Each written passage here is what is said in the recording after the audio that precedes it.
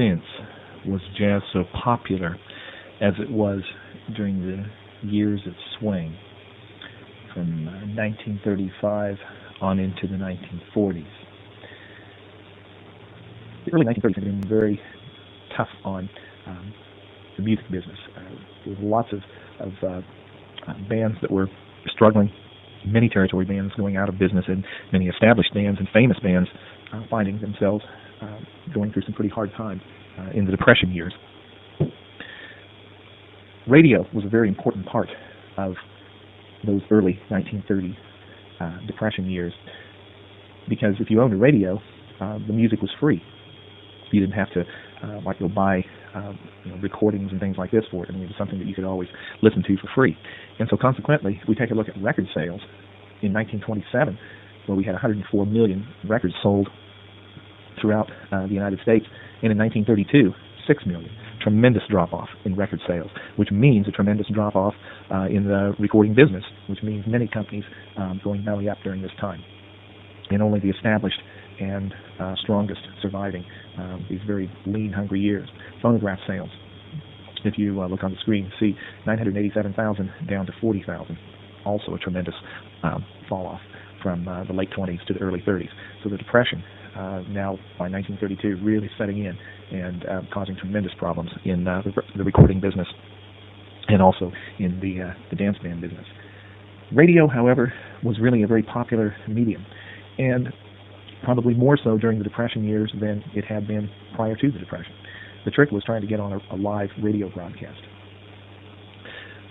Chicago's Black Hawk Restaurant had not one large ballroom, but two large ballrooms that they had built, the Aragon and the Trianon.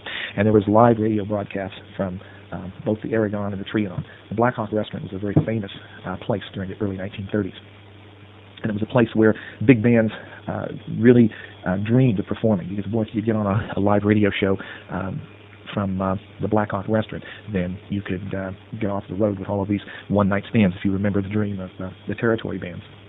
And so for quite some time we had Wayne King, who performed at the Aragon, and Jan Garber, who performed at the Trianon. Both of these bands really not having a lot to do with jazz. The solos were written out. They did not choose to use improvisation or jazz rhythm so much, but it was just this nice, soft, sweet, danceable kind of music. I'd like for you to listen to an example of Jan Garber. The name of this example is This Is Always. And this would be the kind of music that you would have heard in the early 1930s if you were listening to music from the Trianon Ballroom.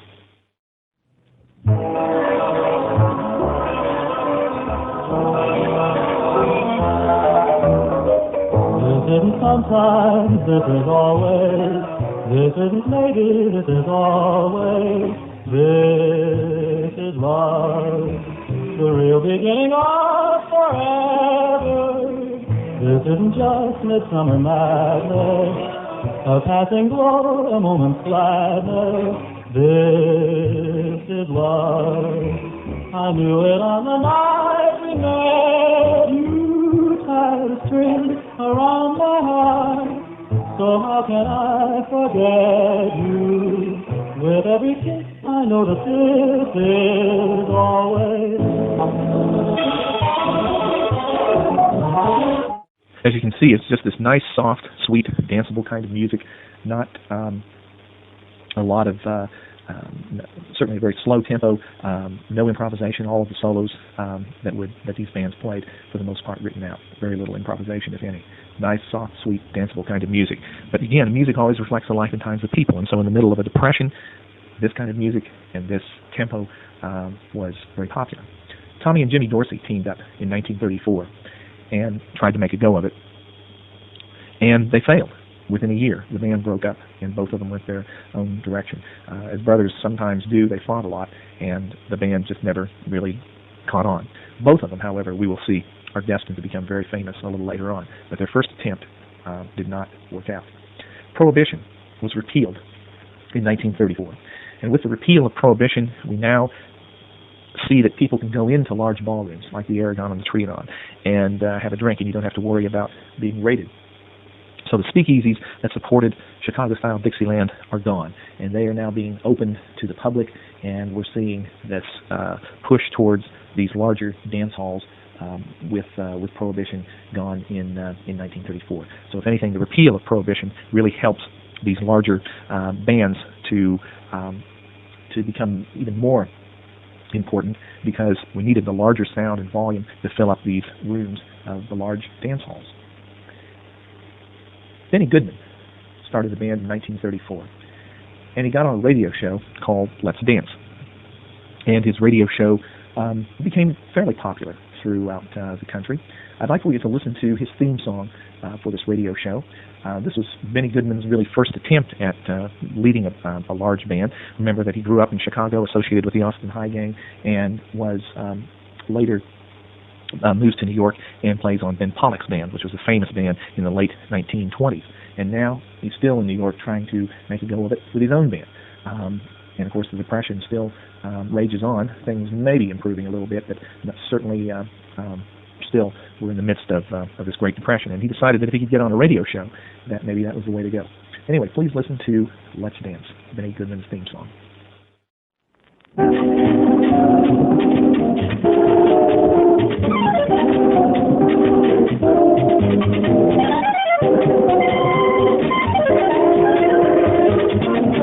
The next year, the Benny Goodman Band, after establishing themselves with this radio show, Let's Dance, decided that they were going to tour across the United States in the summer of 1935.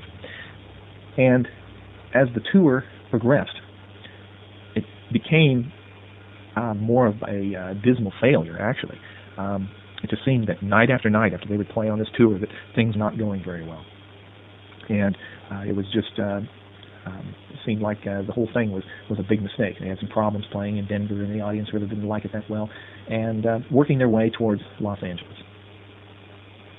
However, they played Los Angeles in a place called the Palomar Ballroom on August 21st, 1935. And when they first started playing, Benny Goodman decided, well, let's pull out the dance music and play this kind of sedate, serene kind of music. And the audience didn't think too much of it. They were somewhat accepting, but they weren't too excited about it. And so some of the guys suggested, why don't we just cut loose and play the jazz stuff? Play the things that really swing, that up tempo, lots of improvisation. Let's go with that. So Goodman started playing some of those tunes, and the audience went crazy. Just absolutely crazy. It was beyond their wildest expectations. And so it was after this performance that he knew that this is the direction that the band needs to go.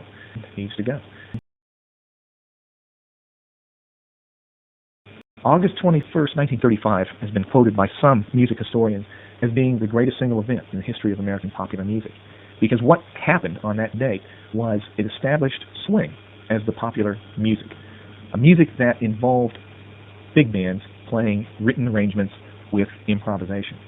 In other words, bands that seemed to follow this mold of Benny Goodman's band and following his success that he had at the Palomar.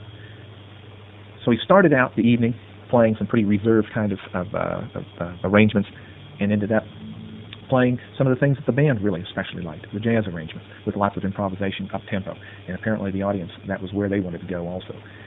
I'd like for you to listen to an example of Sing Sing Sing that most likely Benny Goodman played in 1935. And this arrangement starts out with a short drum solo by Benny Goodman's friend that he grew up with in Chicago, Gene Krupa, and is one of the first drum solos that we have in jazz. So if you listen to Sing Sing Sing with the Benny Goodman Band.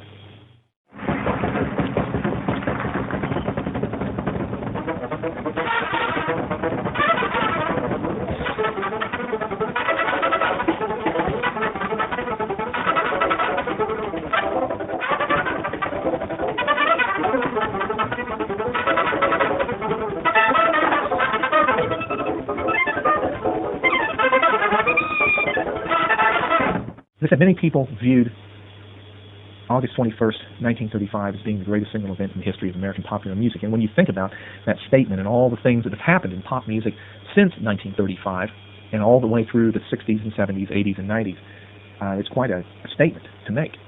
But how many events in the 20th century shaped what was to come in one performance? I can think of two events. One, of course, the one we're talking about now, August 21st, 1935, where Benny Goodman's band sets the path for a long time to come. with swing and changes American popular music for decades. Another such event happens in 1964 in February on The Ed Sullivan Show, when Ed Sullivan that night brought over a band from England known as the Beatles. And that one performance, of course, as they say, the rest is history, changed American popular music throughout the end of the 20th century, and perhaps even on into where we're at in the 21st century. That one performance being such a tremendous and an important event, just like August 21st, 1935 was in shaping 20th century popular music. Benny Goodman really reversed the decline of the big bands. With this performance, it began to usher in other bands enjoying success. The Depression was slowly beginning to ease. We certainly were not completely out of it, but some people were going back to work and had some money again. And so we see people going out dancing, and coinciding with this, of course, is the end of Prohibition, which further fosters this idea of getting out and celebrating and dancing and having a good time. And if music is to reflect the life and times of people, then bands that play loud, up-tempo swing music were certainly the bands that especially a younger generation was seeking. Never before or since has jazz been so popular as it was when it was associated with this swing music, this type of dance music. Swing refers to bands that play written arrangements with some jazz improvisation. Those are some ingredients that are very important that need to be present. And if we don't have those, then we don't have swing. And from there, we also have some other things that were very commonly associated with swing. But written arrangements, big bands with sections of instruments, a trumpet section of 3 or 4 trumpets, a saxophone section of 5 saxophones, trombone section of 3 or 4 trombones, and a rhythm section made up of piano, string, bass, and drums. That was the instrumentation, and that's what made up a big band, which was a similar instrumentation to what we saw with the territory bands or the famous bands of the 20s and early 30s. The difference, though, with swing in this instrumentation is that swing bands were perhaps a little bit larger. In other words, if you'd add one more instrument in to the trombone section or trumpet section, or add some vocalists along with them, then you're increasing the size of the band. And that's one of the differences between swing now in 1935 and these territory bands and early bands, dance bands that preceded swing. And of course, the other factor, written arrangements. And by now, arrangements are getting better and better. If you remember, we had some pretty poor ones to deal with back in the 1920s, when arrangers were trying to figure out what to do and listen to some pretty questionable music that territory bands recorded. But now in the mid-1930s, the arrangements we will see are getting to be really quite spectacular. And of course, the last and very important ingredient in swing, jazz improvisation. Not written solos, but improvised solos. And that was a real trademark with these swing bands. As I said, some of the differences, one of the differences between these swing bands and the earlier big bands, including territory bands, was size. And in 1935, the swing bands increased in size.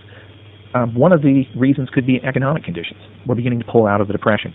There's more work for musicians. Record sales are beginning to improve. And so bands can afford to hire more musicians. And that's maybe why we see the bands beginning to increase in size. Better arrangements. We have, as I said, arrangers learning and having figured out what to do and how to write for an ensemble like this, because they'd never done that before the 1920s. And so there was some pretty strange experimentation that went on in the 1920s. But by 1935, arrangers are really getting it together, and they figured out how do you handle a trumpet section, a trombone section, saxophone section, and rhythm section. They figured out what to do. Solos are getting much better. If you remember our recording of a territory band from the 1920s and Not Too Assured clarinetist, the soloists that you'll hear with the Days of Swing are incredible compared to that level of musicianship. No comparison whatsoever. And in fact, soloists were among the highest paid musicians in the band, in these swing bands. It was something that really made the bands, separated one band from another in many cases, was how good are the soloists. And so they were right at the top of the list in terms of amount of money that everybody made. Swing eighth notes became a pretty standard ingredient with swing and the melodies of swing. If you remember, swing eighth notes. If you remember in our discussion of piano styles, we talked about a solo piano style called boogie woogie. Boogie woogie, one of the characteristics of boogie woogie was this ostinato with this long, short, long kind of rhythm that occurred in the left hand with a bass part that seemed to dominate that lower part. and you could either outline it one note at a time or play chords, but it still involved this long, short, long variation of rhythm that occurred throughout the entire composition. Swing eighth notes are a lot like that ostinato, only the swing eighth notes are moved up from the bass line and placed into the melody.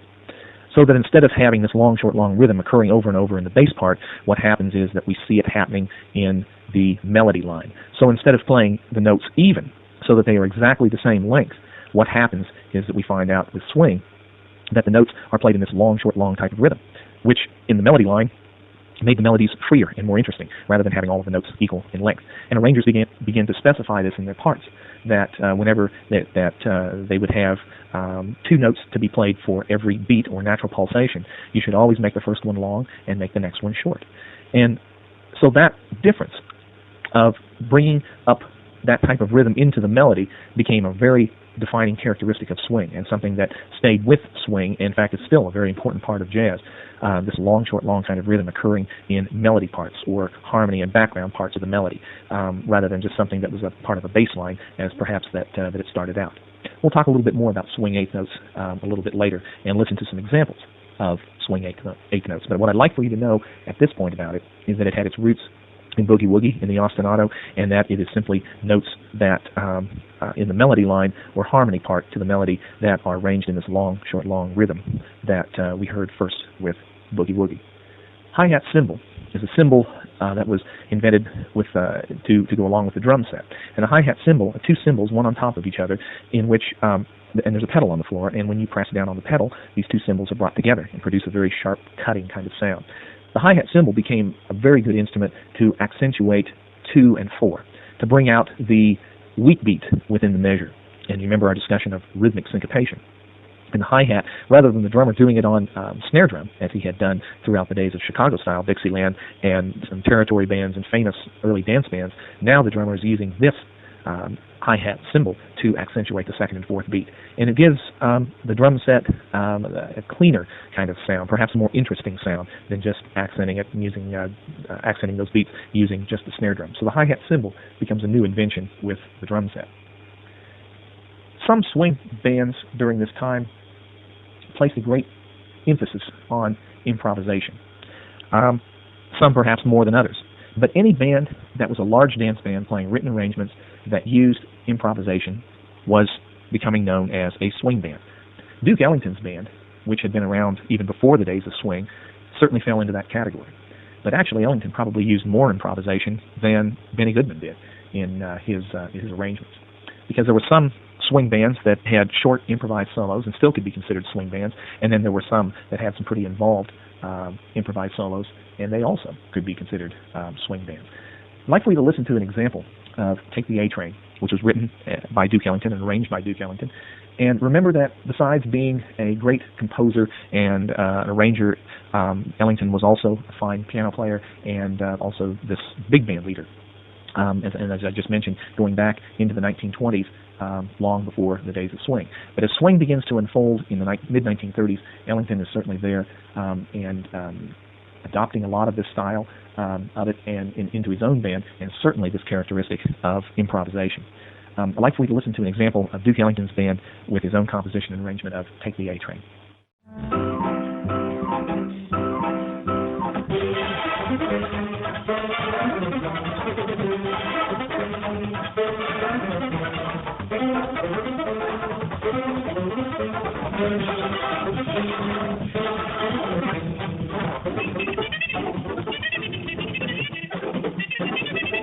Another band that began to fall into this category of using quite a bit of improvisation was Count Basie. If you remember our discussion with territory bands, we talked about Benny Moten.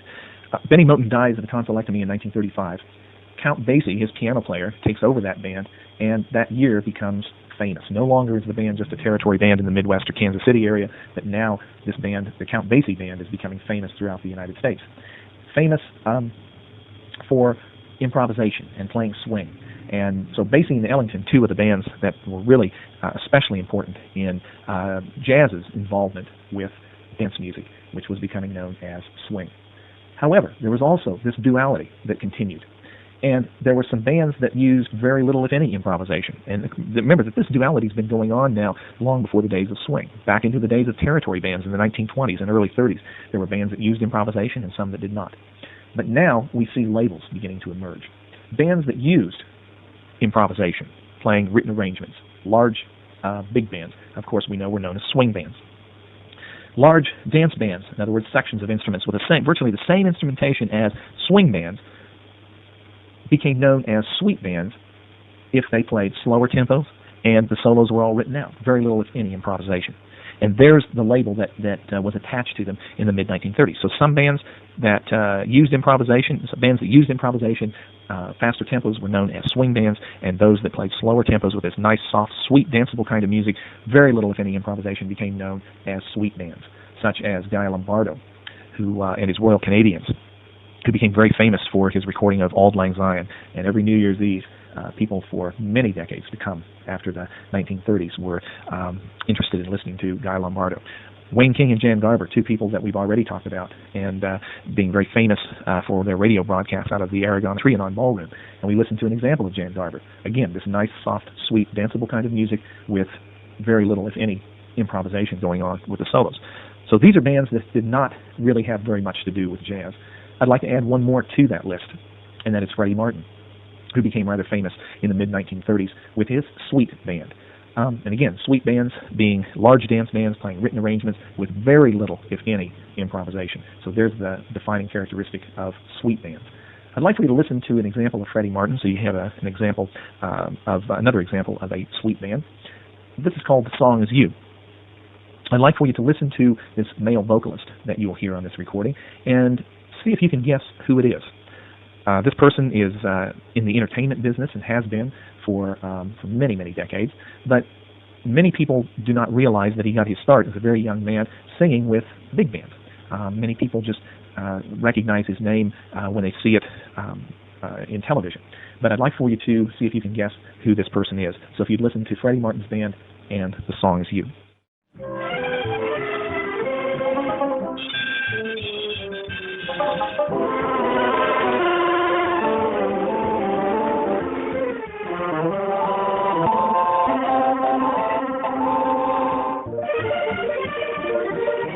I hear music when I look at you, a beautiful theme of every dream I ever knew. Down deep in my heart, I hear it play, I see the stars and melt away. I hear music when I touch your hair, a beautiful melody from sunshine. The vocalist that you heard on that recording is Merv Griffin. Many people recognize his name with television production and see his name frequently as a producer, or his company as producing various television programs. But during these days, he was a singer with the big bands. And later on, he had his own talk show in the 1960s, and then gets into television production after that.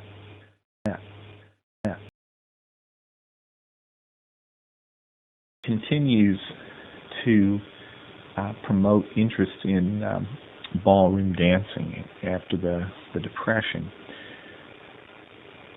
As the Depression begins to ease in the mid to late 1930s, swing continues to promote interest in ballroom dancing after the Depression.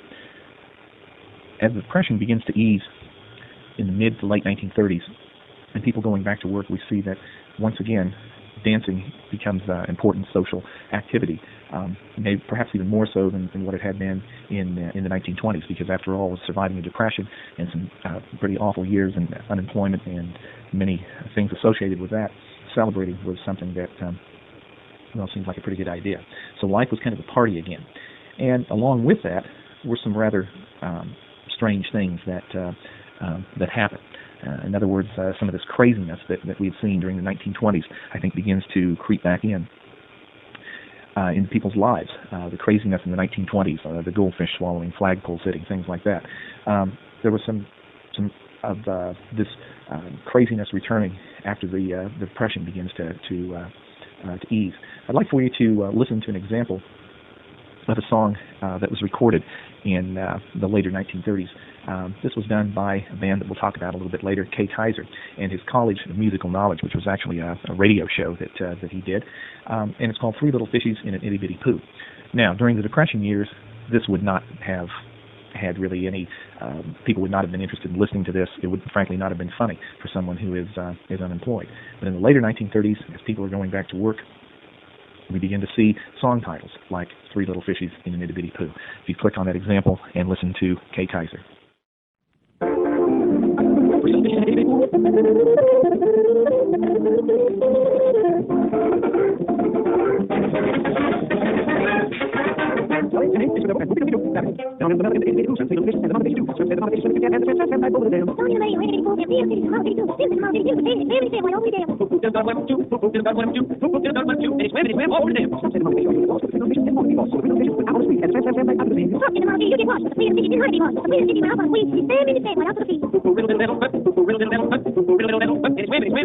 Some other interesting things that occur with the advent of swing, besides this return to perhaps a more enjoyable, more humorous side of life.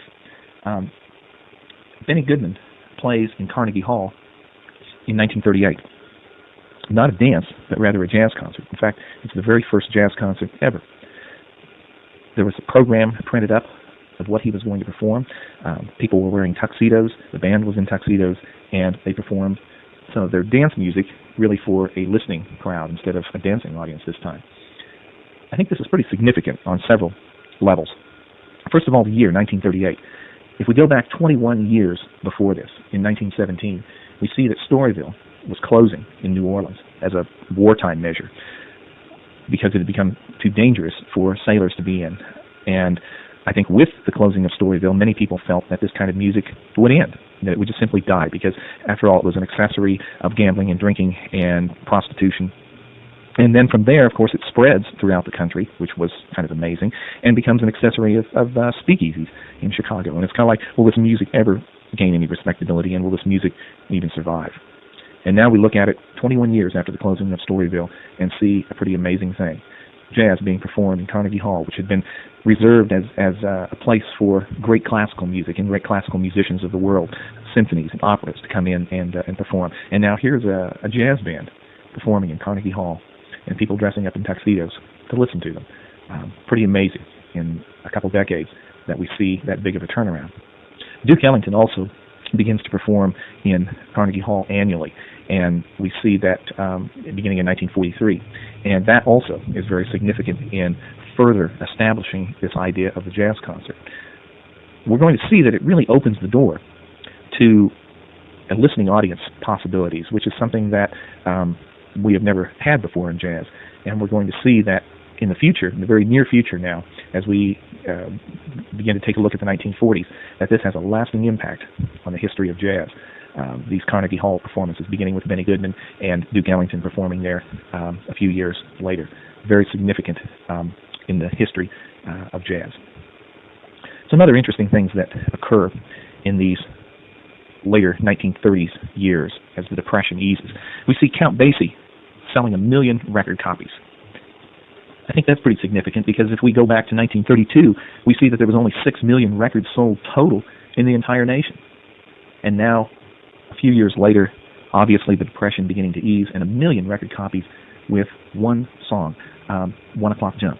I'd like for you to listen to Count Basie's recording that sold 1 million record copies, which, as I said, certainly indicates a turnaround in the recording industry from where we were in the earlier 1930s. So if you would listen to Count Basie's 1 O'Clock Jump.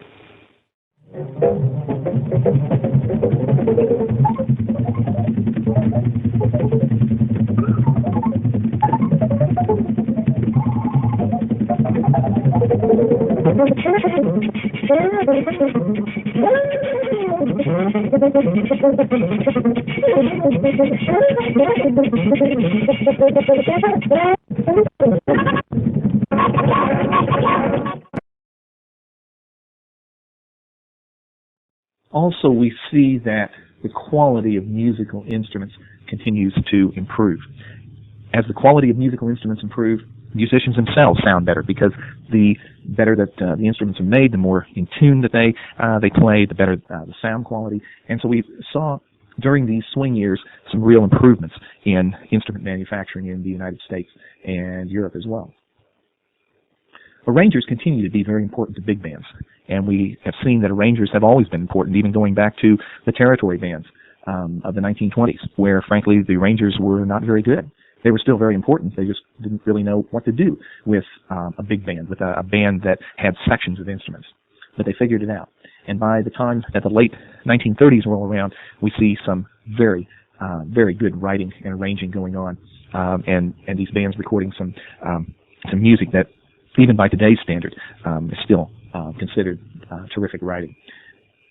These bands of the later 1930s had an instrumentation that very much related to the territory bands and the famous bands of the 1920s and earlier 30s, where we had sections of instruments. By now, 5 saxophones was pretty much considered the norm, 4 to 5 trombones, 4 to 5 trumpets, piano, string bass, and drums as part of the rhythm section.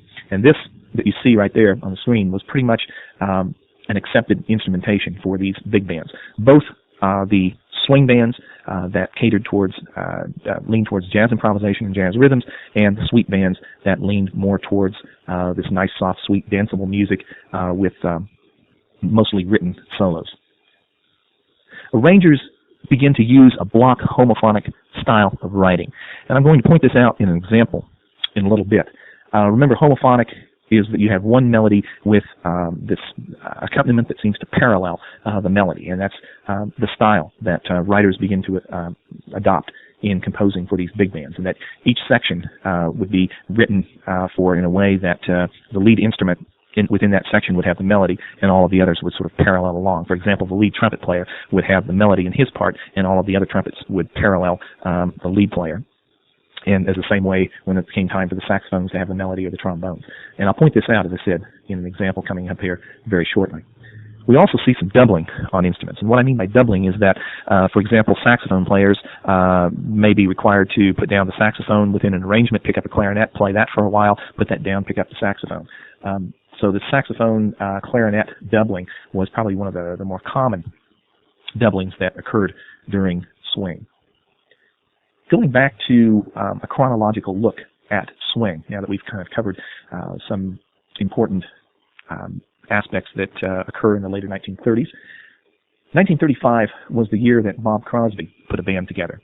Benny Goodman had become rather successful in 1935 and was now known as the King of Swing, which there's always people that say that no, this band should have been, this band leader should have been known as the King of Swing. But the fact is that was Benny Goodman's nickname, and he did, in fact, have a swing band, a band that catered towards jazz and jazz improvisation, and more towards the younger generation, too. Swing bands had a tendency to lean towards the younger generation. Sweet bands seem to be more attractive, as you might expect, to the older generation of the late 1930s. Bob Crosby had kind of an interesting band because it was a Dixieland version of a big band. So I guess it falls into the category of swing, but yet it was certainly different than Benny Goodman's band or Count Basie or Duke Ellington's band in the fact that it just sounded like an overgrown Dixieland band. I'd like for you to listen to an example of Bob Crosby's band called Avalon, and listen to this big band version of Dixieland.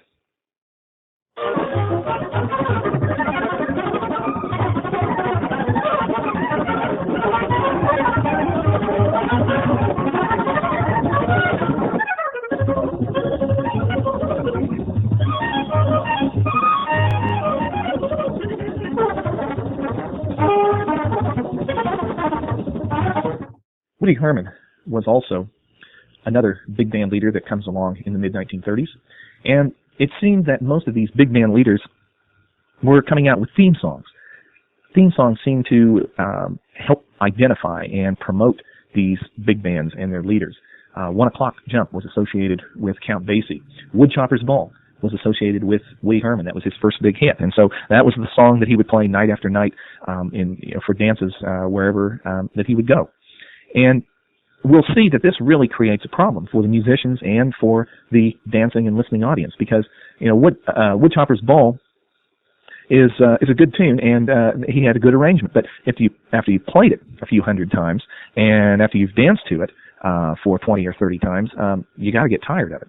And that was a big mistake that these big band leaders made, even at the beginning of swing, is this being attracted to the idea of theme songs and then writing those songs right into the ground without looking for something different, some kind of a change for these bands. And we will see that theme songs eventually become a nail in the coffin as far as swing is concerned. But at this point, theme songs are a way of really building your name and bringing a lot of success to your band. I'd like for you to listen to an example of Woody Herman's Woodchopper's Ball.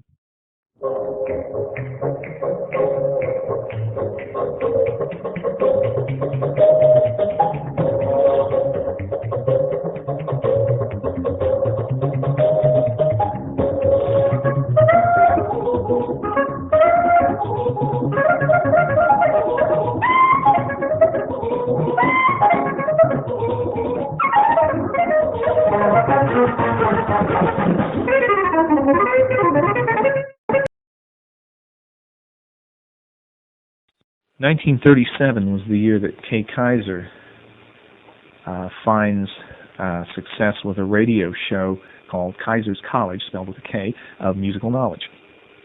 It was kind of a quiz show, kind of spoof, and there was all kinds of crazy music that went on.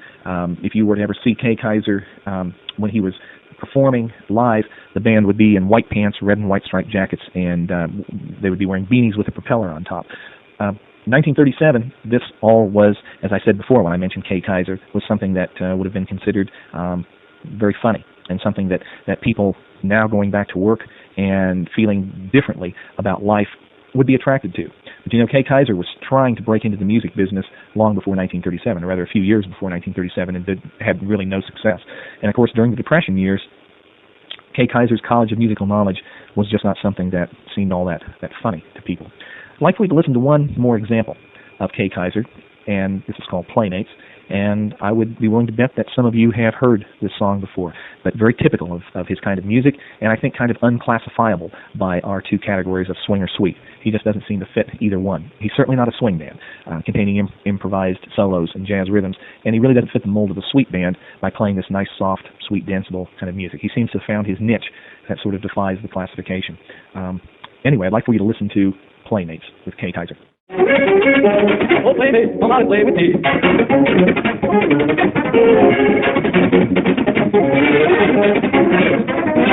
First playmate, and later the Lord is playmate. Oh, playmate, come out and play with me. And bring your doll with me. Stand up on apple trees, put them on my clouds, slide down my little door. And we'll be jolly friends forevermore.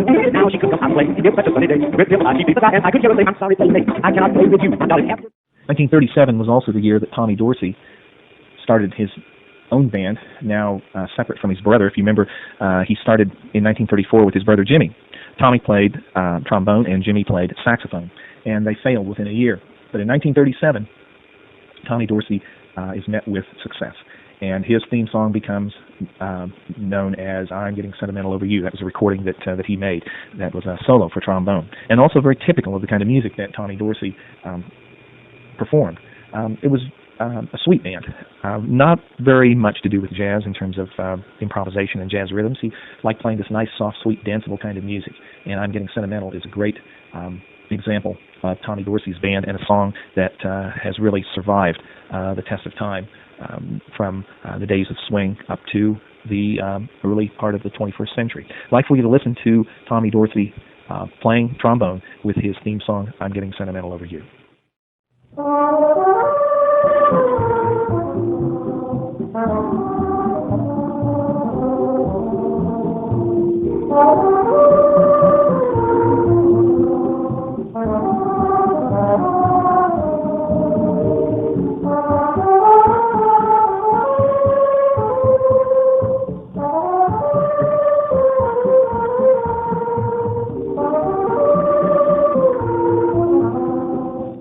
1938 was when Benny Goodman's rival for popularity emerged, Artie Shaw.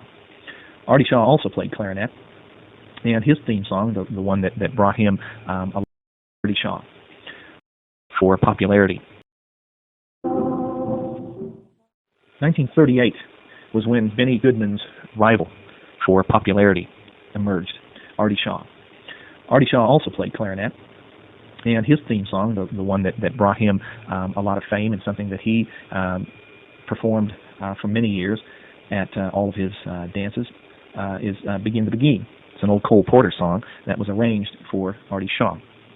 I'd also like for you to listen to this block homophonic style of writing that's used. If you remember, earlier I spoke about how arrangers in the later 1930s were using this block homophonic style of writing, where the lead instrument within a section would have the melody and all of the other instruments would parallel along with the melody.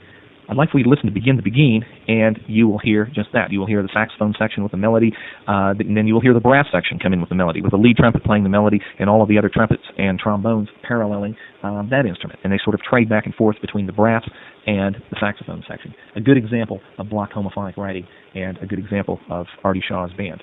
Begin the Beguine.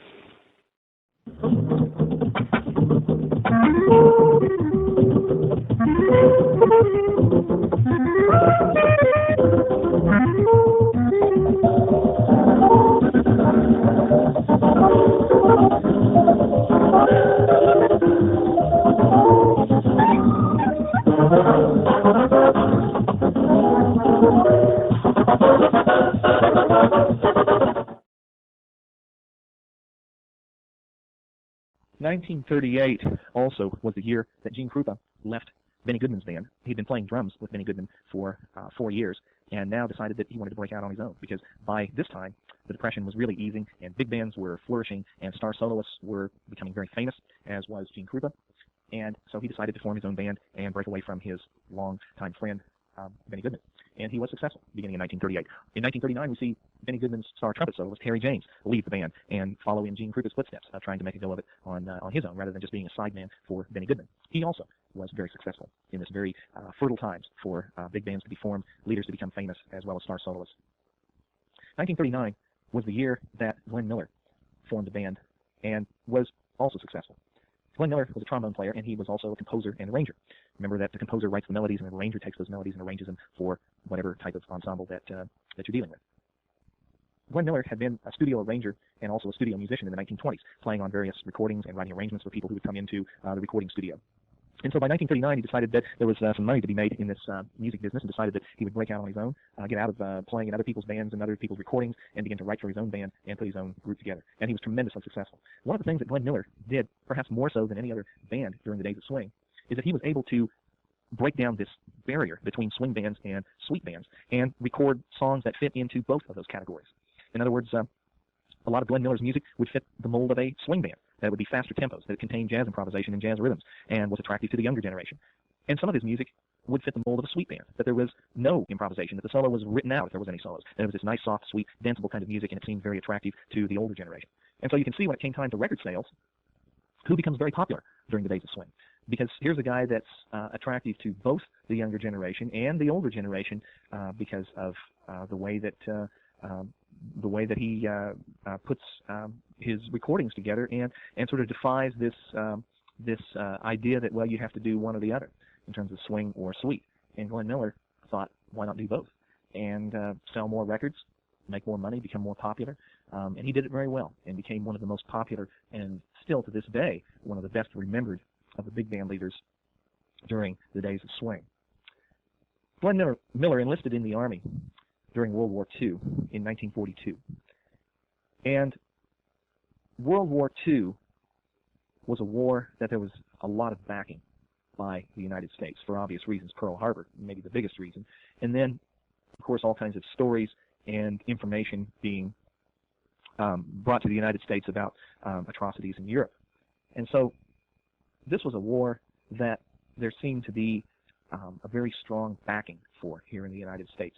And in fact, we'll talk about some things that would reinforce this idea that the people of the United States were really behind America's involvement in the war.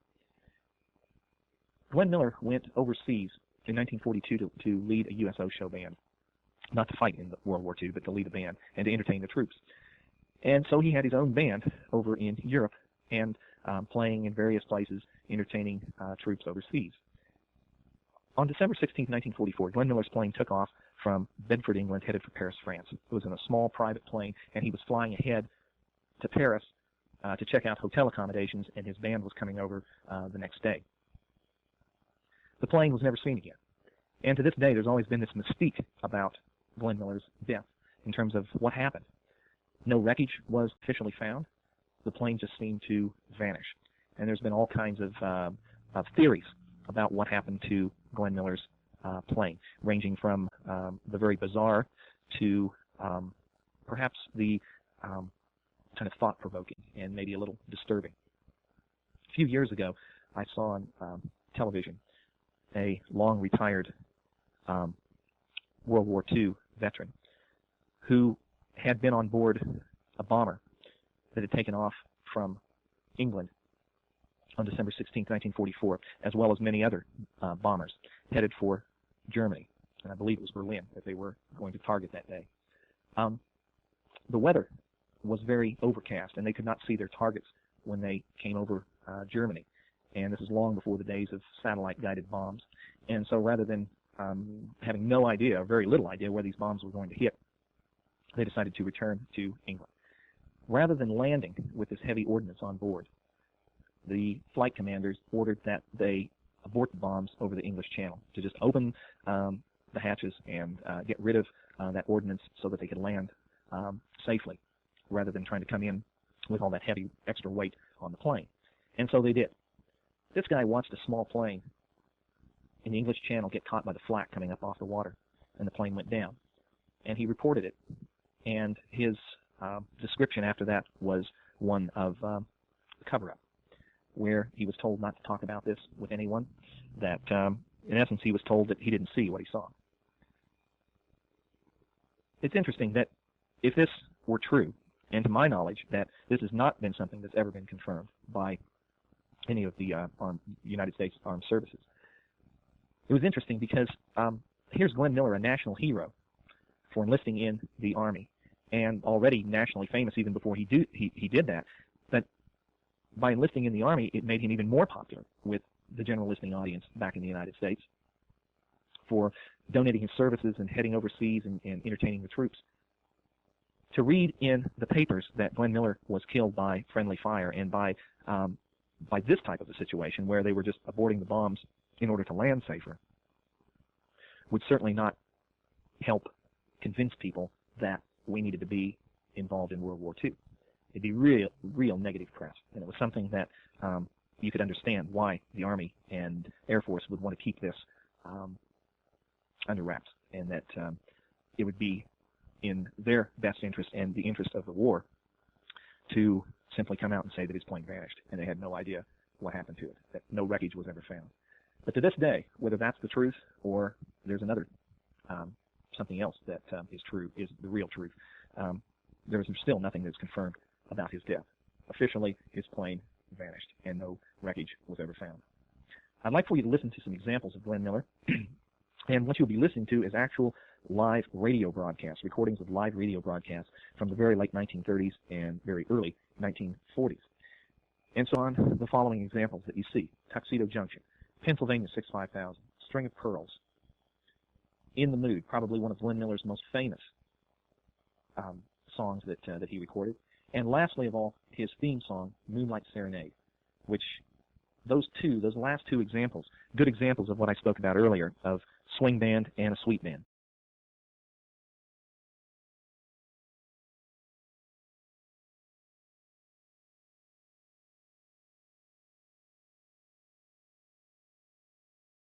Glenn, the purpose of this pleasant visit is to notify you and all your friends that your band has been voted America's #1 band on my last weekly Vote vote.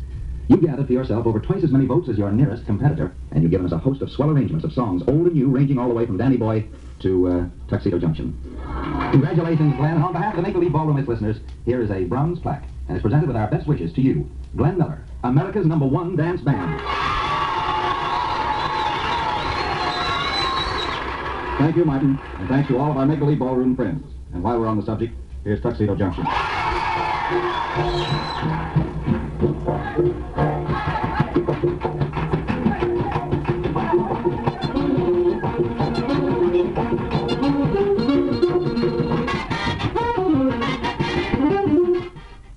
As our program program gets underway, I see that there's every indication that Glenn and the boys are certainly glad to be back here at the Hotel Pennsylvania. Smiles on their faces, and even the first number says, Pennsylvania 6, 5,000.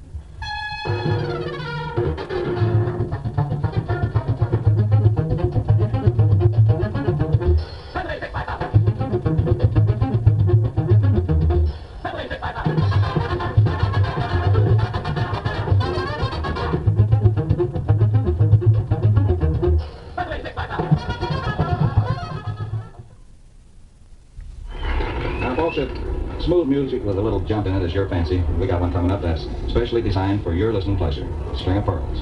It's written by one of our arrangers, Jay Gray. It's one of our latest recordings, and I think you enjoy listening for it. Buddy Hanks later on in the piece.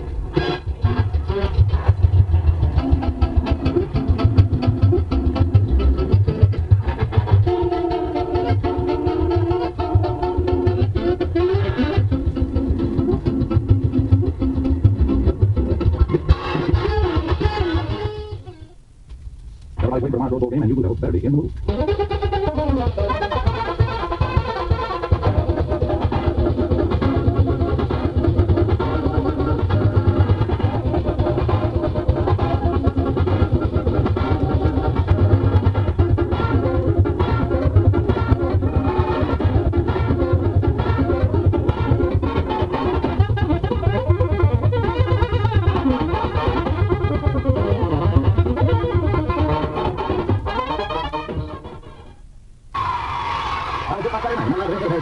The reason? Because it was Harry James himself. Very well, well, everybody. Harry, naturally, we're very reluctant to give up our my Chinese, but since I got to do my...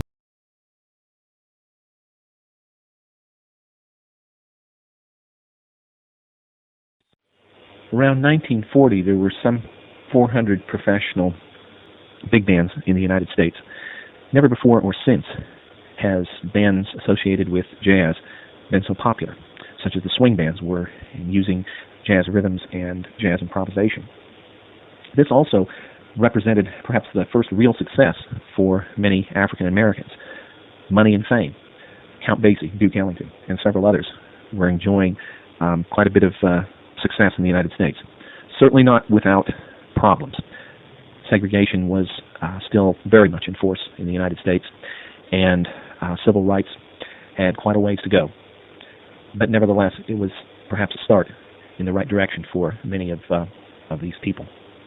New York and Chicago were really the centers for the dance band business. There was lots of booking agents for these professional, very well-known bands, such as Basie and Ellington, Woody Herman, Benny Goodman, people like that. And then even some bands that weren't all that well-known also used booking agents in Chicago and New York to play in more local areas.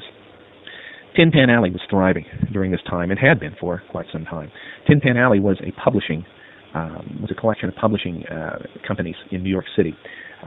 They had composers working for them, that many of them writing music for Broadway shows, musicals, and many of them taking popular big band music and rearranging it for like solo piano and maybe guitar chords and things like that. If you've ever looked in an old piano bench, then you may come across some music that was published in the 1930s and 40s and from New York, and probably from one of these publishing companies that this area became nicknamed Tin Pan Alley. I'd like to talk about some new developments as we begin to head into the 1940s, new developments associated with swing.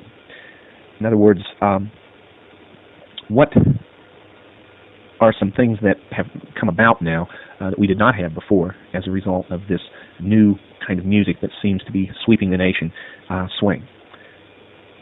For one thing, we have some small swing groups now, which is something that we had not had before. If you remember, the small groups in jazz that we've listened to before have been Dixieland groups, those rooted in New Orleans and a little later those rooted in Chicago. But what we have not had is groups that are playing swing that do not have sections of instruments, like a trumpet section, trombone section, saxophone section. And there were some groups that began to emerge during this time that used a much smaller instrumentation. For example, the Benny Goodman Quartet, which was rather popular. In fact, Benny Goodman would often open a dance with his big band, and in the middle, his quartet would perform, which consisted of Benny Goodman on clarinet, Teddy Wilson on piano, Gene Krupa on drums, and Lionel Hampton on vibes. The vibes, or vibraphone, was a percussion instrument that was becoming somewhat popular as a jazz instrument, thanks largely to Lionel Hampton. This group became rather popular. It was unusual for two reasons. First of all, there was no bass player with the original Benny Goodman Quartet, which I've always found that to be a little strange. And one of the major innovations with this small group that Benny Goodman performed in addition to his big band, which really skyrocketed him to fame, is that Teddy Wilson and Lionel Hampton were black musicians. And to have Gene Krupa and Benny Goodman, two white musicians, playing alongside two black musicians on stage created some tremendous problems for Benny Goodman. And there was club owners and dance promoters that they weren't sure if they were going to let Benny Goodman perform. But he was very adamant about it and said that he hires musicians based upon how they play, period. And in fact, at one time, I think he was even accused of saying that if you say anything about it, I'll break my clarinet over your head. That's being pretty strong and opinionated. But he took a stand on civil rights long before many people were even thinking about that, and decided that he was going to hire these people because they played well, and that was it. And certainly it caused him some problems, but I think he is to be admired for his courage in a time where it seemed like that so many people's thinking was not headed in that direction. You may remember the story of Bessie Smith that we talked about earlier. Also remember that date, 1937 is when Bessie Smith died. So we're talking about the same time frame here, the same year, as a matter of fact, when the Benny Goodman Quartet was performing. And so one can begin to understand the problems that Benny Goodman perhaps encountered with his beliefs. I'd like for you to listen to an example of the Benny Goodman Quartet. This was recorded in 1938 at the Carnegie Hall concert that he gave, the very first jazz concert ever. And this features those people that I mentioned. And I'd like for you to listen to I Got Rhythm.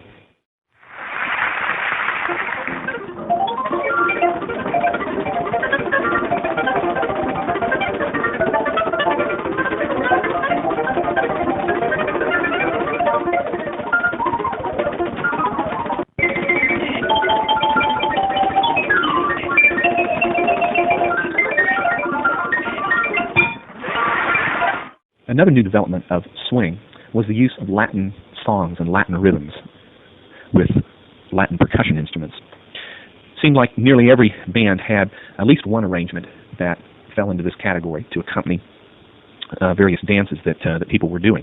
And Latin rhythms and songs were somewhat popular during the days of swing.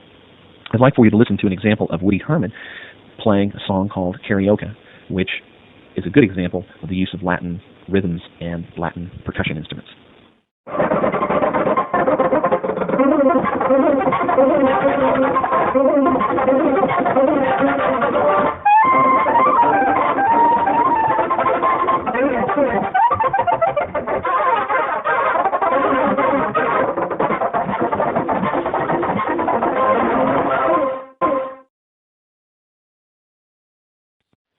Another new development with swing is the drummer and guitar player are now becoming soloists. The electric guitar was invented in 1937, and along with that invention comes the possibility of the guitarist being a soloist. If you were an acoustic guitarist playing with a big band with 4 or 5 trumpets, 4 trombones, 5 saxophones, and a rhythm section, you might as well not even be there because nobody's going to hear you with all of that volume. An electric guitarist can balance up to that. And so we begin to see the electric guitar becoming a valid jazz instrument. Gene Krupa really popularized the idea of drum solos and made them very something that people were very interested in and fascinated by. They'd never heard drum solos. Still today, it seems like that a general listening audience or a dancing audience is very impressed by drum solos. And so that all of that, regardless of what style of music that this drum solo is being performed in, really has to go back to and credit Gene Krupa for being among the first to develop this during the days of swing. Another invention in the drum set was the hi-hat cymbal and ride cymbal. Hi-hat cymbal is the cymbal that there's 2 cymbals, one on top of each other, with a pedal on the floor, and when the pedal is depressed, the 2 cymbals come together with a very sharp cutting kind of sound. That became a very good way to accent the 2nd and 4th beat, or to set up, there's a rhythmic syncopation that we have talked about before. rather than using a snare drum that was used in the days of Chicago-style Dixieland to accomplish that rhythmic syncopation, the hi-hat cymbal became a very popular and widely used drum set addition during the days of swing. The ride cymbal is the largest cymbal in the drum set, and that became a cymbal to play time patterns on. A time pattern is a variation of this long, short, long rhythm, or swing eighth notes that we have talked about earlier. And the drummer just simply played this time pattern nearly all the way through the entire song. From the very beginning to the end, there was this time pattern, or this variation of long, short, long rhythms, or swing eighth notes that would appear with this large cymbal. And it was something that should not dominate or stick out, but it was just something that enhanced this swing feeling that these bands stylistically were trying to promote. The ride cymbal became very important in promoting that swing style. Swing eighth notes are something that we've already talked about. And remember that the roots of swing eighth notes could go back to this ostinato in Boogie Woogie with the left hand, where you have these long, short, long rhythms or variation of going on. The difference here is that instead of being in the bass line, these rhythms are moved up into the melody line and sometimes harmony parts, but most noticeably into the melody line. And so instead of having even notes where the length of the notes are the same, you make the first one long, the next one short, next one long, the next one short. And it gives it this characteristic swing feeling to the music. It became something that was very important with swing bands in developing this style that they promoted. High trumpet and clarinet playing became very popular. This was a time where soloists were the object of great competition for bands. And if you had a great trumpet player or clarinet player, you certainly wanted to exploit them to try to get the edge on somebody else. And so if you had people that were capable of playing in the extreme upper register, that would be someone you would want to promote. And because playing in the upper register on both clarinet and trumpet create a lot of emotional intensity in the music and would have an interesting effect on the audience and perhaps give you an edge if you were a band leader over someone who did not have those kind of soloists. I'd like for you to listen to an example of Duke Ellington's band. And actually this is an example that includes both some high clarinet playing and some extremely high trumpet playing by a trumpet player by the name of William, otherwise known much better by his nickname of Cap Anderson. And the clarinet comes in first. I've started this wave file a little bit in progress, so it's not right at the very beginning of Duke's arrangement, but rather towards the end. And so you'll hear the clarinet come in, and then shortly after you will hear Cat Anderson come in. And remember, if soloists were the object of great competition, boy, this is a guy that you'd want to have on your band. So if you would listen to Duke Ellington's Happy-Go-Lucky Local.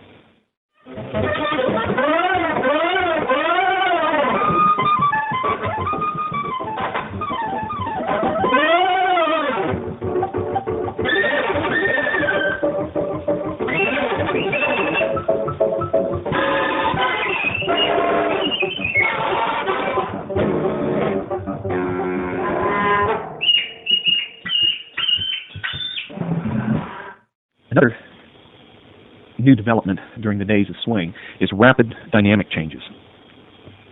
With rapid dynamic changes, these big bands, could play very softly and then all of a sudden come busting in really loud. And so there was this wide contrast between loud and soft, or soft and loud.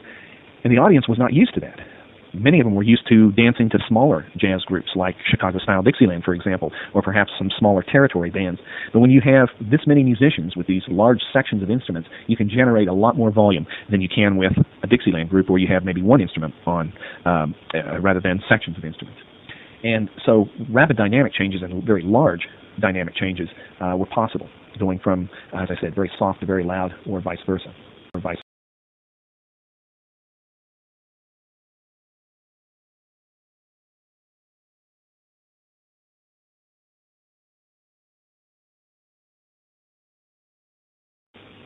We also see famous bands.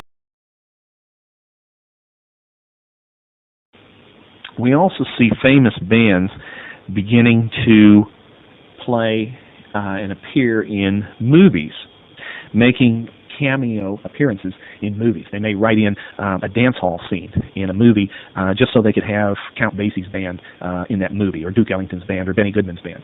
And the movie may not be all that great, but because that band appears in it, people will go see it. perhaps not even to see the movie so much as it is to see this band perform in the movies. And I think perhaps some of the same things could be said of some movies in more recent years where popular bands appeared in movies. There seems to be lots of mute changes in the trumpet and trombone sections. Mute is a conical, cone-shaped device that fits in the bell of a trumpet or trombone, and it can be made out of metal, some are made out of plastic, and different shapes, different sizes, producing different kinds of sounds. Mutes became very popular during the swing era, not only for their ability to alter the sound quality of a trumpet section or trombone section, but also the visual effect. For example, Glenn Miller's band would not just simply reach down and pick up a mute and put it in the bell of their horn, but rather they would all reach down together, pick up the mute, spin it around in the air, and put it in the bell at the same time. So there was all this choreography going on with mute changes. And so it was a visual effect that composers and arrangers would specify in the parts that they would want all of these mute changes, as I said, for those two reasons, to alter the sound quality. But I think probably more importantly it was this visual effect of seeing this choreography going on stage with the mutes flying up in the air and being put in the bell at the same time. Also related to this was lots of standing up and sitting down of the sections. Rather than just sitting down up there on stage, if one section had the melody, if you remember this block homophonic style of writing that I mentioned earlier, then perhaps, for example, the saxophone section might stand up and play. When they were done, then the brass section would stand up. So you've got this constant standing up and sitting down of various sections depending upon who has the melody at that moment. And of course, it's for looks. It looks better to have this kind of action going on. The mutes being flipped up in the air and the sections standing up and sitting down. All of this, a visual effect. That is very important with these bands, not just playing music, but the visual effect becomes very important.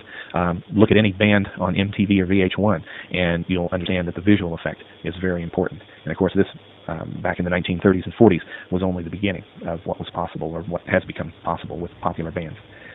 Also, there seemed to be a frequent use of moon and moonlight in song titles, and I really have no idea why, but it just shows up quite frequently. For example, Glenn Miller's theme song, Moonlight Serenade.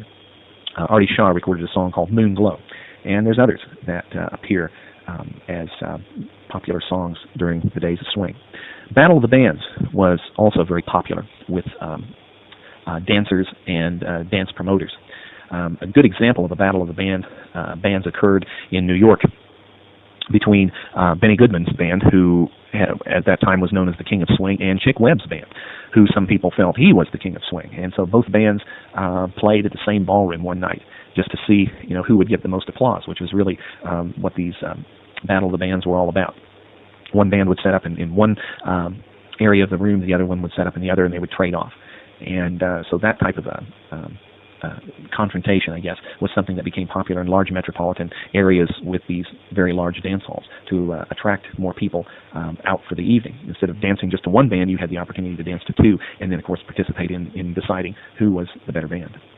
Swinging the Classics was kind of an arranger's poking fun at classical music, where an arranger would take something that everybody knew, most everybody knew, the general listening audience. Maybe they didn't know who wrote it or knew very little about the composer, but at least they'd heard the melody. And they would take this melody and rearrange it for a swing band.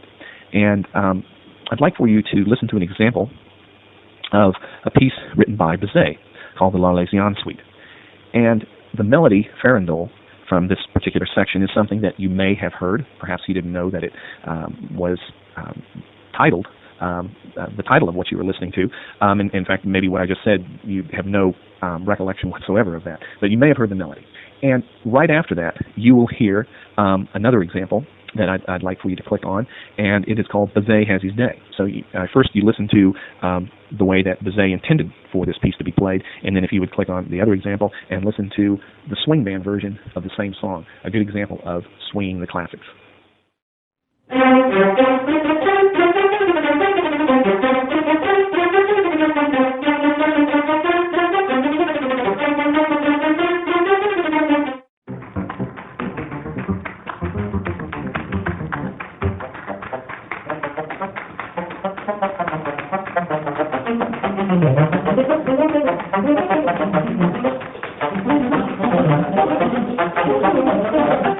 In the 1940s, everything looked pretty good.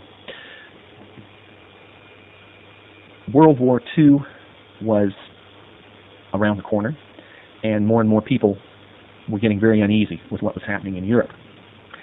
But in the year 1940, this had very little impact on the big band and dance band business. The big names of the 1930s were still going strong, and there was new bands that were being formed in this very fertile time. The Depression was really in the rearview mirror now, and people were working and life seemed pretty good, except for things beginning to happen in Europe and stories that were coming back to the United States of Germany and some problems that were beginning to develop.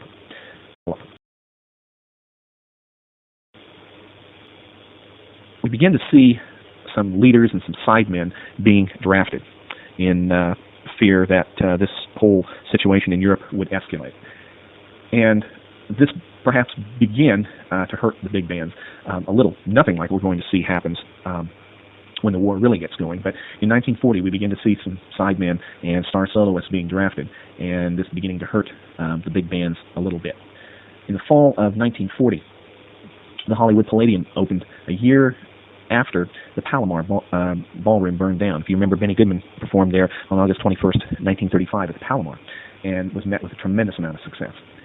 And the Palomar was gone now. The fire that occurred in 1939, Tommy Dorsey was playing there the night of that fire, and in the fall of 1940, Tommy Dorsey was once again in Hollywood, only this time playing at the Hollywood Palladium, a new dance hall that was opened to replace the Palomar.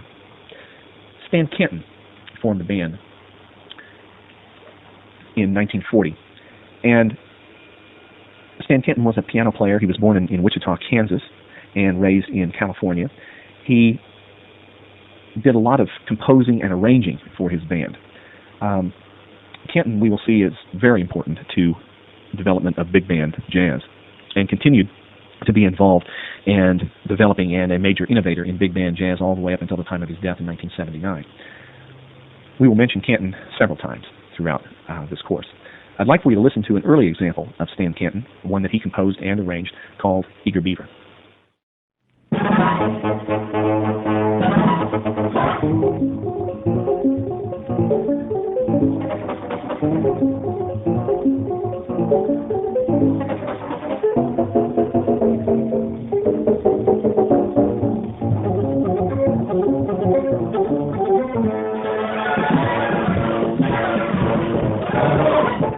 In 1941, we have Jimmy Dorsey being rather successful. His brother Tommy had found success. In 1941, we have Jimmy Dorsey being rather successful. His brother Tommy had found success in the 1930s, later 1930s, and you remember that they tried to make a go of it in 1934 and failed. But now, 1941, Tommy is still very famous, and Jimmy has entered into quite a bit of fame as well. 1941, of course, is also the year of Pearl Harbor. Right after Pearl Harbor, there were blackout conditions throughout the United States, especially cities along coastlines, because of feared bombing attacks on the continental United States. And of course, the big band business just stopped instantly with these blackout conditions in force. It did not last long, and of course, America knew that we were going to be pulled into this conflict, and at this time, we see many leaders and sidemen volunteering and being drafted to be a part of this war effort. Once the war effort is underway, blackout conditions are lifted, and we see that things pretty much go back to the way they had been. America wanted this big, loud, full sound during the war years, and that's what the big bands were giving them. Swing bands were more popular than ever during World War II. And of course, many leaders and sidemen were volunteering to play in USO show bands. Glenn Miller, for example, was one of these people. Artie Shaw and others enlisted in the service and became national heroes in doing so. Gasoline rationing was something that was in effect in the United States. For the average family, not too much of a problem. You were allowed so much gasoline per week, and you could get by on that fairly well. However, for big band leaders trying to put together a tour and traveling across the country, gasoline rationing did present some problems, and many tours had to be canceled, and they just simply would have to work in town, Chicago, New York, Los Angeles, places like that, rather than traveling very far. Once World War II was underway, many star soloists and leaders were being drafted into the armed services. Some of them volunteered, as I mentioned, like Glenn Miller and Artie Shaw and some others. Some star soloists had been drafted. The result was it begins to create a musicians shortage in the United States because America wanted this big, loud, full sound at a time that many people having to leave these bands to be a part of the war effort overseas. But the size of the bands continues to grow, and we see some very young musicians coming in to replace some of the older musicians that left for Europe. And we'll see that this really creates a problem a little later on, because these very young musicians thought they had made it in the music business. They were playing in famous bands, being paid high salaries, and they thought it would last the rest of their lives. And all of that comes to a very abrupt end in a few years when the war is over. And we'll talk about what happens to all of these young musicians a little bit later. But at this point, America wants this big, loud, full sound because music reflects the life and times of people. And so we see many of these younger musicians being rushed in to replace the older musicians. Bond rallies were very common during the war years with big bands. And a bond rally was when a band would donate their services and play for a dance for free for one night or at a reduced rate. And there would be a table set up where people could go buy United States war bonds. In other words, the government was borrowing money from the people to fund the war effort overseas. And so it was a very patriotic thing to do and became a rather popular thing throughout the United States. Looking at the war years chronologically, we see that, again, Glenn Miller's plane took off on December 15, 1944 from Bedford, England, headed to Paris, France. And the official word still today is no wreckage was ever found. The plane just vanished. When the war ends, so does the musicians' shortage. And we see a lot of the old pros coming back and joining the bands, and these very young musicians suddenly out of work. The music business can be very cruel. And so when they had the chance to go back to these old pros, as opposed to somebody that did not play nearly as well, of course the leader, would fire him. Thanks, kid, and that was it. This creates a huge problem in the United States, and that being paired with post-war problems creates a real drug addiction epidemic. And we'll talk about this later, being associated with another style of jazz. But at this point, you can see the beginnings of some real problems in these post-war years for musicians when the old pros begin to come back. Some of the prosperous conditions that we had seen before encouraged some new bands to be formed. Ray Anthony was one of the fastest growing post-war bands. Glenn Miller's Ghost Band also started up in these post-war years. It was a band that was sanctioned by his estate to use his name and continue playing basically the same music that he was doing, and of course adding some new things to it. The summer of 1946, Life magazine described the American dream as owning your own home. And many people begin to change their attitude towards renting, because if you look at the percentage of families renting in the 1940s and the percentage of families renting homes at the beginning of the 21st century, I think you'll see quite a difference between the two. And so people begin financially looking at this whole thing and saying, well, it makes more sense to own a home because you're getting equity, and you can turn that equity over at a later point, rather than with rent. It's as my dad used to say, it's like buying oats for a dead horse. It's just something that you can never recoup the money that you've sunk into it. So that changes the music business. We begin to see that many people are beginning to stay home by choice, not like it was in the Depression years where they had no choice, that there just wasn't enough money for them to go out. But this was a choice that they made to save the money so they can get a down payment on a house. That seemed to be the thing that they were most interested in many people interested in beginning in the summer of 1946, in the beginning of the post-war years. High salaries that had been paid to musicians before in these swing bands and sweep bands were being cut, and even numbers of the bands were being cut in order just to keep going. The general listening audience wanted to hear softer, sweeter melodies, and in the post-war years we see a resurgence and a greater interest perhaps in the sweep bands than what we had seen during the swing era. Vocalists were especially popular with sweep bands in these post-war years, because remember, music always reflects the life and times of people. The war is over. It's a much calmer atmosphere in the whole world, including the United States, and so music reflects that. I'd like for you to listen to a couple very popular vocalists during the post-war years. Two names that many of you, I'm sure, have heard before, especially the first one. I'd like for you to listen to Frank Sinatra singing All or Nothing at All, and then I'd like for you to listen to Doris Day singing her famous hit, Sentimental Journey.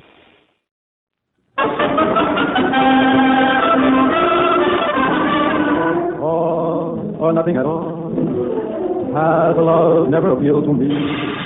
If your heart never could yield to me, then I'd rather have nothing at all. Or nothing at all. If it's love, there is no in-between. Why begin and cry for something that might have been? No, I'd rather have nothing at all.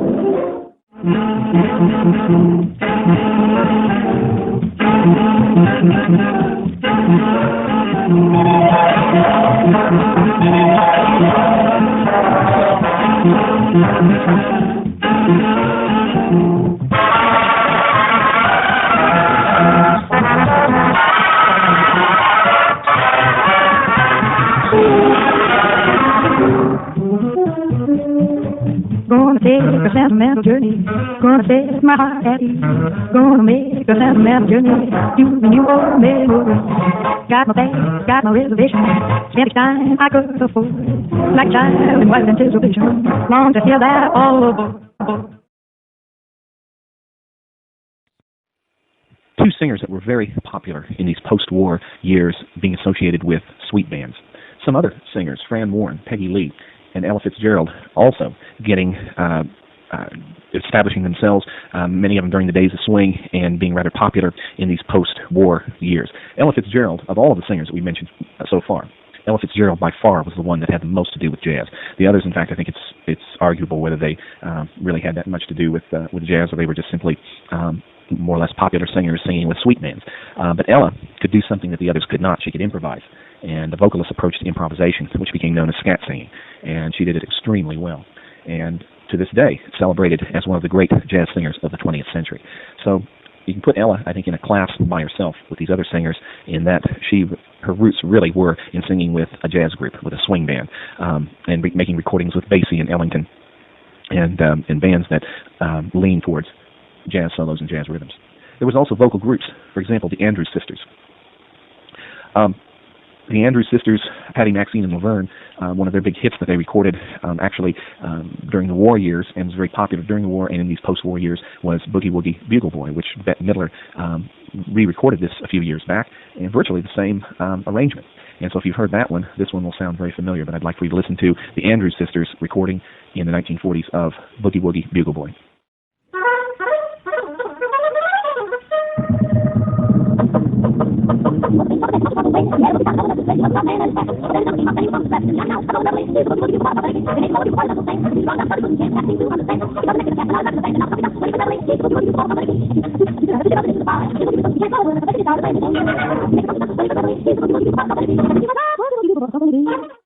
Stan Kenton in these post-war years. If you remember, Stan Kenton was a piano player, composer, and arranger, very important to jazz, and had a swing band during the swing era beginning in the 1940s. Kenton coined the phrase progressive jazz, which he said was jazz to be listened to, not danced to, which is a huge difference, because remember, jazz up to this point has been dance music, Chicago-style Dixieland, even before that, New Orleans-style Dixieland, swing, the early big bands, the territory bands, all of that had its roots, and its purpose was to play for dances and accompany dancing. But now, here's Kenton with something he calls progressive, and saying that it is jazz to be listened to. And if you remember, Benny Goodman kind of let the genie out of the bottle in 1938 when he played a concert at Carnegie Hall. And others began to slowly follow that lead of playing for a listening audience as opposed to a dancing audience. If you remember, Duke Ellington, beginning in 1943, played concerts in Carnegie Hall. So why were these people so attracted to this idea of the jazz concert as opposed to playing for dances? And I think the answer is simple. If you look at the very best popular bands of today, are they playing for dances? No, they're not. They're playing concerts, because with a concert, you have artistic freedom. You can do anything you want to do. You can change tempos. You can play extremely fast. You can play extremely slow. You can have all kinds of light shows and visual effects and things like this, that if you were playing for a dance, that would just not be possible. But the big difference between playing for a listening audience and a dancing audience is that you have artistic freedom when you play for a listening audience. And that was something that many of these swing bands longed for, artistic freedom. Let's stop playing for dances. So these people that come up and request tunes that we have to play because we're playing for a dance, let's tell them what we're going to play, and let's have the freedom to do whatever we want to on stage, tempo-wise, length-wise. In other words, you don't have to try to keep it 3 minutes long because you're playing for a dancing audience. You can make it 15 or 20 minutes long. You're not concerned with the length. So Stan Kenton really began to start an avalanche here with progressive jazz. Jazz to be listened to. He said it was contemporary and that it would contain much more improvisation, complicated chords, and unusual meters or groupings of beats. And his music began to follow in just what you see right there. Much different than what it had been in the days of swing. And there was other bands that began to follow Stan Kenton and head this direction of progressive jazz, jazz to be listened to, which is a topic that we will take up a little bit later and talk more about progressive. In the late 1940s, many places began to drop live music. DJs began to appear because it was cheaper to hire a guy with a bunch of records as opposed to an entire band. As we go into the 1950s, we see that this decline continues. We see that ever since the summer of 1946, this American dream seems to be gaining interest. More and more people wanting to own their own home. And, of course, with post-war years and GI loans from the government, things like this, it all made sense that this is the time for families to make their move. And they were doing that. And so going out and dancing 4 or 5 or more nights a week was something that they chose not to do. Stay home, save the money, and let's see if we can get this down payment put together for the home. Record companies were trying to promote the big bands and playing their theme songs from the 30s and the 40s, and that didn't seem to work. We had a new version of territory bands on the rise during the 1950s, where made up of local musicians who did other things during the week, maybe a doctor or a lawyer or a barber or a street worker or whatever, whoever happened to play an instrument.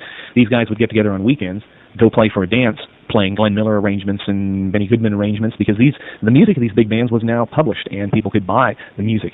And so many of them would go out on weekends and play for a dance on a Friday or Saturday night, come back home and work in their profession during the week. And that became a rather popular alternative because these bands worked a lot cheaper than trying to hire a professional band out of New York or Chicago to come in and play for a dance, and then you can't guarantee that the place is going to be full because there just doesn't seem to be that interest in social dance, interest in social.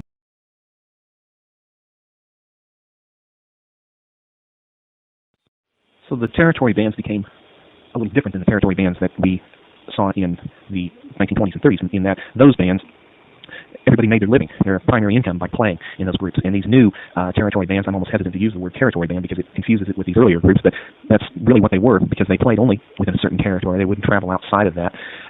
But of course the difference is that they did not make their sole primary living playing in a weekend band. It was just something to do for fun on weekends and make a little extra money, but it was not their primary source of income like it was with the territory bands of the 1920s and early 30s. By now, only the established veterans were still working and playing for dances, and especially the sweep bands. Swing bands occasionally playing for dances, but many of these swing band leaders begin to head the direction of Stan Kenton in playing for a listening audience as opposed to a dancing audience and exploring this possibility of artistic freedom. So established veterans who were known as sweep bands like Guy Lombardo, Sammy Kaye, Jan Garver, Freddie Martin, and others were still playing for dances and still having some success, but perhaps not as much as they had enjoyed in the 1940s. Everybody blamed everybody else. This new thing, television, that was coming into the 1950s, where if one of your neighbors had a television, you could go over to their house, watch this test pattern on the screen, and then at a certain time in the evening, maybe Milton Berle would come on for a little while, and then back to the test pattern. And people were fascinated by this new invention, television, that seemed to be spreading across the nation. Disc jockeys were still rather popular.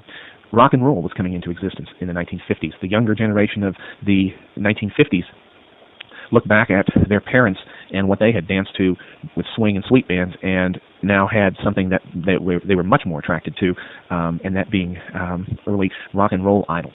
Buddy Holly, for one, a little later Elvis Presley. Those people seem to be gaining in popularity, and these older swing band, sweep band things seem to be old-fashioned to the young generation of the 1950s.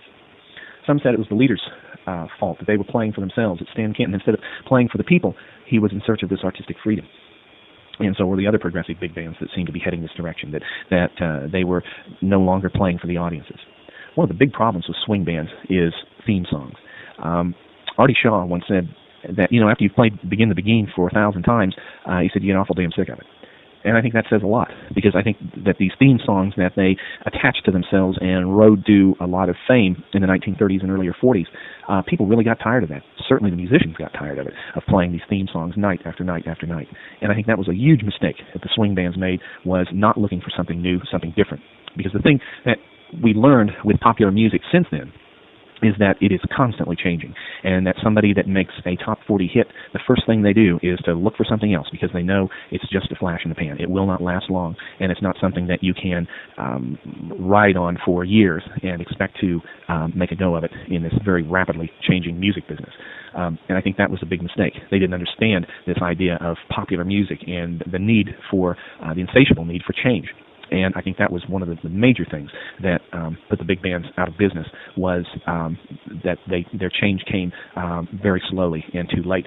And whereas many of the swing band leaders chose to go another direction, and which we will talk more about what happens to those progressive big bands in this next phase of history of big band jazz, and what becomes of them when they begin to turn towards a listening audience as opposed to a dancing.